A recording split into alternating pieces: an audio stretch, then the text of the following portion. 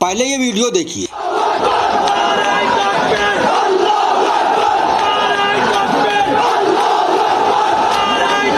Iran के सुरक्षा सलाहकार अली लारजानी ने दावा किया था कि IRGC ने अमेरिकी सैनिकों को बंधक बना लिया जब वो इराक के कुर्द फोर्स के साथ मिलकर ईरान में घुसने की कोशिश कर रहे थे।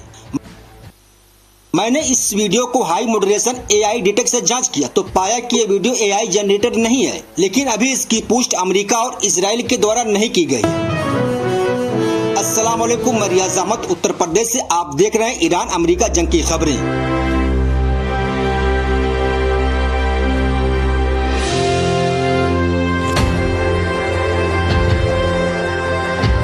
ईरान क्या कह रहा है और डोनाल्ड ट्रंप क्या कह रहे हैं, दोनों के बयानों को देखेंगे तब पता चलेगा कि किसके खेमे में घबराहट है, हताशा है, कौन बयान का इस्तेमाल पर्दे के पीछे छुपने के लिए कर रहा है और कौन अपने बयान का इस्तेमाल सामने आकर लड़ने के लिए। दर्जनों बार बयान बदलने वाले ट्रंप ने फिर से कुछ कहा है। फॉक्स न्यूज से ट्रंप ने कहा कि हो सकता है कि वे ईरान से बातचीत के लिए तैयार हो जाएं, मगर ये समय इस बात पर निर्भर करता है कि बातचीत की शर्तें क्या होंगी। क्या ये ट्रंप का एक और पैंतरा है? अल जजीरा ने लिखा है कि ट्रंप के इन बयानों से इजराइल में अधिकारी चिंतित होने लगे हैं कि कहीं ट्रंप युद्ध न रोक दें। इस रिपोर्ट में हम ट्रंप के पल पल बदलते बयानों पर बात करेंगे, लेकिन पहले ईरान के बयानों की। पिछले 11 दिनों से ईरान के सारे बयान एक ही लाइन पर हैं कि हम पीछे हटने वाले नहीं हैं, जब तक लड़ना होगा लड़ेंगे। आपकी स्क्रीन पर जो बातें दिख रही हैं वे सब ईरान के एक ही बयान हैं। ईरान ने कहा है कि अब से जिन मिसाइलों को वो दागेगा उनमें 1 टन वजन वाले बम होंगे, ज्यादा डरावने और ज्यादा शक्तिशाली। IRGC ने कहा है कि सवाल ही नहीं उठता कि ईरान पीछे हट जाए। ईरान ने क्लस्टर मिसाइल की एक तस्वीर जारी की। ये देखने में पतली सी मिसाइल लगती है, लेकिन आसमान में पहुंचते ही इसमें से कई मिसाइलें निकलती हैं। इजराइल में पिछले 2 साल से आपातकाल घोषित है। ईरान ने इस बार इजराइल पर कम मिसाइलें दागी हैं, लेकिन इसके बावजूद उसने इजराइल को काफी नुकसान पहुंचाया है। ईरान का असली निशाना कहां है? ईरान का असली निशाना अमेरिका पर ज्यादा है। खाड़ी के देशों पर हमले इसीलिए हो रहे हैं क्योंकि वहां अमेरिका के सैनिक अड्डे हैं। अगर अमेरिका ने कहीं ये सोचा होगा कि ईरान केवल इजराइल से लड़ेगा तो इस बार उसे झटका मिला है। ईरान ने अमेरिका को ही अपना मुख्य निशाना बना लिया है। ईरान की रणनीति साफ दिखाई देती है, वो अमेरिका से लड़ रहा है, उसी अमेरिका से जिसके सहारे इजराइल ईरान पर हमला कर रहा है। ईरान के बयानों की सूची देखिए। 1 लीटर तेल नहीं जाने देंगे।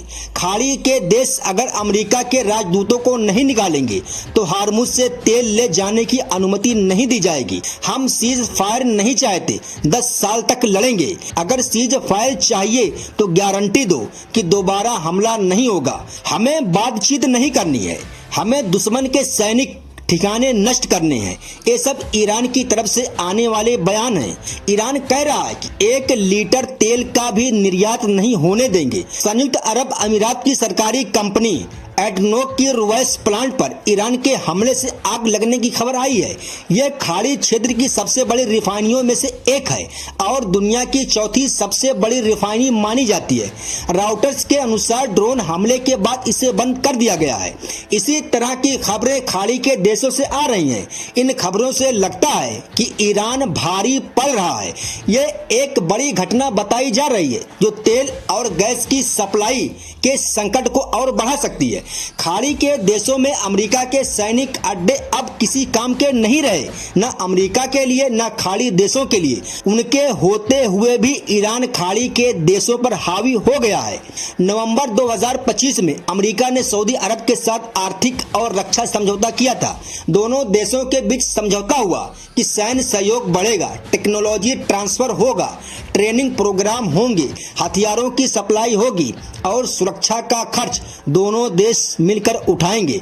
उस समय ट्रंप ने कहा था कि सऊदी अरब नेटो के बाहर अमेरिका का सबसे बड़ा सैन्य सहयोगी बन गया है। लेकिन क्या सऊदी अरब इस युद्ध में अमेरिका की मदद कर पा रहा है?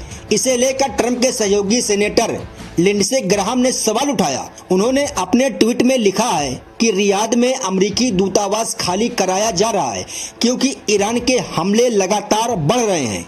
लिंडसे ग्राहम कहते हैं कि जहां तक वे समझते हैं सऊदी अरब ईरान के खिलाफ अपनी सैन्य क्षमता का इस्तेमाल नहीं करना चाहता, तो अमेरिका को ऐसे देश के साथ रक्षा समझौता क्यों करना चाहिए जो साझा हितों की लड़ाई में उसके साथ खड़ा भी नहीं होना चाहता।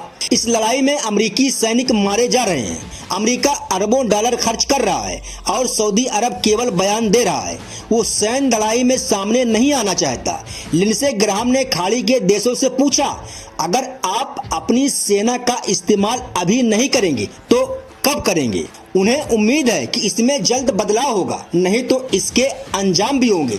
इस ट्वीट को पढ़कर भी यही लगता है कि अमेरिका कुछ हद तक लाचार नजर आ रहा है, जैसे सऊदी अरब से मदद की गुहार लगा रहा हो, लेकिन सऊदी अरब ईरान के डर से खुलकर सामने नहीं आ रहा है।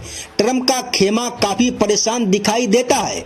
खाड़ी के देशों में अमेरिका अकेला पड़ गया है और खाड़ी के देश ईरान के हमले के डर से अमेरिका के साथ खुलकर नहीं आ पा रहे हैं। क्या आप सोच सकते हैं कि खाड़ी के देश अमेरिका का साथ देने से हिचक रहे हैं? क्या इसके पीछे ईरान को कोई श्रेय नहीं दिया जाएगा? उसने अमेरिका के सहयोगियों के बीच डर और भगदड़ पैदा कर दी है। ईरान के बयानों में अगर मगर जैसी कोई बात नहीं दिखाई देती, बातचीत या पीछे हटने का कोई संकेत नहीं। अब जब ईरान बातचीत की मेज पर नहीं आना चाहता तो ट्रंप का एक और बयान आया, ईरान पर 20 गुना ज्यादा हमला होगा। जवाब में ईरान के राष्ट्रीय सुरक्षा परिषद के सचिव अली लारजानी ने कहा है कि ईरान के लोग आपकी झूठी धमकियों से नहीं डरते। आपसे बड़े बड़े लोग आए और चले गए लेकिन ईरान को खत्म नहीं कर पाए, इसलिए सावधान रहिए, कहीं ऐसा ना हो कि आप ही खत्म हो जाएं। ऐसा नहीं है कि ईरान पर हमला नहीं हो रहा है, वहां तबाही नहीं हो रही है, ये सब हो रहा है, लेकिन ईरान पीछे नहीं हट रहा। इस युद्ध को लेकर उसकी सैन्य और मानसिक तैयारी एक जैसी दिखाई देती है। ईरान के विदेश मंत्री ने कहा था कि हम 20 साल से इस युद्ध की तैयारी कर रहे हैं और 10 साल तक लड़ने के लिए तैयार हैं। सेना के हर पद और प्रशासन के हर पद पर 4 उत्तराधिकारी पहले से तय हैं। अली खामनेई की हत्या के बाद ईरान ने सुप्रीम लीडर चुनकर अमेरिका को जवाब दिया। देश भर में लोग सड़कों पर उतरकर नए सुप्रीम लीडर के प्रति निष्ठा दिखा रहे हैं। नया सुप्रीम लीडर अभी तक जनता के बीच नहीं आया, लेकिन लोग उसके भाषण का इंतजार कर रहे हैं। ईरान ने केवल बयान नहीं दिए, बल्कि उसने अमेरिका के सैनिक और एंटी बैलिस्टिक सिस्टम को भी भारी नुकसान पहुंचाया है। खबरों के अनुसार यूएई और जॉर्डन में अमेरिका के रडार सिस्टम को काफी नुकसान हुआ है। एक खबर के अनुसार पेंटागन दक्षिण कोरिया से थर्ड मिसाइल डिफेंस सिस्टम को मध्य पूर्व लाने की तैयारी कर रहा है। वाशिंगटन पोस्ट ने लिखा है कि पेंटागन प्रशांत महासागर और हिंद महासागर में मौजूद पैट्रियट मिसाइल सिस्टम के भंडार को इस्तेमाल करना चाहता है, लेकिन उसे ये भी डर है कि ईरान अपने हमले और बढ़ा सकता है। युद्ध के समय एक खबर आई कि अमेरिका के उपराष्ट्रपति जेडी वेंस विरोध में थे। ट्रंप ने भी मान लिया कि जेडी वेंस की राय अलग थी, लेकिन उन्होंने कुशनर और स्टीव विटकॉफ की राय को ज्यादा महत्व दिया। कुशनर ट्रंप के दामाद हैं और व्यापारी हैं। स्टीव विटकॉफ भी कारोबारी हैं और पश्चिमी एशिया में ट्रंप के विशेष दूत माने जाते हैं। ब्रिटेन के चैनल 4 पर ईरान के प्रोफेसर मोहम्मद मरांदी का इंटरव्यू वायरल हुआ। उन्होंने कहा कि ईरान की कमजोरी को लेकर इजराइल ने झूठी खबरें फैलाई हैं और अमेरिका को गलत जानकारी दी ताकि वे ईरान पर हमला कर दे। संभव है ये बयान भी मनोवैज्ञानिक प्रभाव पैदा करने के लिए दिया गया हो, क्योंकि बेंजामिन नेतन्याहू ने ट्रंप को सही जानकारी दी या उन्हें उकसाकर इस युद्ध में फंसा दिया। ट्रंप के कई बयानों में नेतन्याहू का जिक्र तक नहीं आता। ट्रंप कभी कहते हैं कि युद्ध लगभग खत्म हो चुका है, कभी कहते हैं अभी शुरू हुआ है। उनके बयानों में स्पष्ट रणनीति नहीं दिखती। लगता है वे जीत का ऐलान करके युद्ध से निकलने का रास्ता ढूंढ रहे हैं। लेकिन सवाल है, क्या अमेरिका इतनी आसानी से इस युद्ध से निकल सकता है? वह इजराइल का साथ नहीं छोड़ सकता। सकता और इजराइल उसे छोड़ने नहीं देगा। वॉल स्ट्रीट जर्नल ने लिखा है कि ट्रंप प्रशासन के कुछ लोग चाहते हैं कि किसी तरह युद्ध से बाहर निकलने की रणनीति बनाई जाए, क्योंकि अगर युद्ध लंबा चला तो ट्रंप का जनाधार कमजोर हो सकता है। पेंटागन के अधिकारियों ने कांग्रेस को बताया कि पिछले 7 दिनों में अमेरिका को 6 अरब डॉलर से ज्यादा का नुकसान हो चुका है। अमेरिका युद्ध से निकलता है तो ईरान की बड़ी जीत और इजराइल की बड़ी हार मानी जाएगी। कमाल यह है कि नेतन्याहू चाहते हैं युद्ध चलता रहे ताकि इजराइल में उनका राजनीतिक आधार मजबूत हो, और ट्रंप चाहते हैं कि युद्ध खत्म हो जाए ताकि अमेरिका में उनका कमजोर होता जन आधार बच सके। लगता है ईरान पर हमला करने का फैसला ट्रंप के लिए एक दलदल बनता जा रहा है। एक पैर निकालते हैं तो दूसरा फंसता जा रहा है।